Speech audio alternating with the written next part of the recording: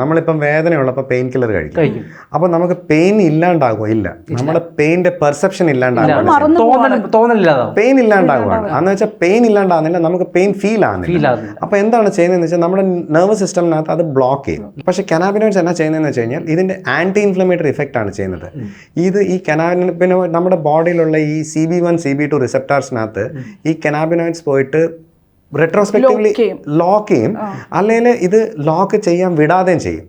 പുതിയ ഇതിനെ ചെയ്യുന്ന എൻസൈംസിനെ പ്രൊഡ്യൂസ് ചെയ്യാതെ വിടും. അങ്ങനെ ഇതിന് വേണ്ട മോളിക്യൂളാണ് ചെയ്യുന്നത്. ഇപ്പോൾ ഓരോ ബോഡിക്ക് ഓരോ രീതിയിലാണ് ഇത് വർക്ക് ചെയ്യുന്നത്. ഇപ്പോൾ നിങ്ങൾക്ക് പെയിൻ ഉണ്ടെങ്കിൽ നിങ്ങൾ പെയിൻഫുൾ ആയിട്ടാണ്, ആൻറ്റി ഇൻഫ്ലമേറ്ററി ആയിട്ടാണ് വർക്ക് ചെയ്യുന്നത്. മനസ്സിലായില്ല? അതൊരു ഇമ്മ്യൂണോ മോഡുലേറ്ററി ആയിട്ട് വേണമെന്നുണ്ടെങ്കിൽ ബോഡി വിൽ ജനറേറ്റ്, ഓക്കെ ഇതിൻ്റെ പെയിൻ്റെ കൂടെ ഇമ്മ്യൂണോ മോഡുലേറ്റർ ആയിട്ട് ഇത് യൂസ് ചെയ്യാൻ വർക്ക് ആകണമെന്ന്. നമ്മുടെ ബോഡി ഈസ് ഇൻ്റലിജൻറ്റ് സിസ്റ്റം, അത് നമ്മുടെ ബോഡി മനസ്സിലാക്കിയിട്ട് അത് ഹീൽ തുടങ്ങും, ആ ട്രിഗർ ആകും. സപ്ലിമെന്റ് എന്നുള്ള പോലെ ഇതിപ്പോൾ omega-2 അല്ലെങ്കിൽ omega-3 ഫാറ്റി ആസിഡ്സിൽ ഈ സംഭവം ഉണ്ട്, അല്ലെങ്കിൽ നമ്മളുടെ ഈ ശരീരത്തിലുള്ള watch full video on ABC Malayalam.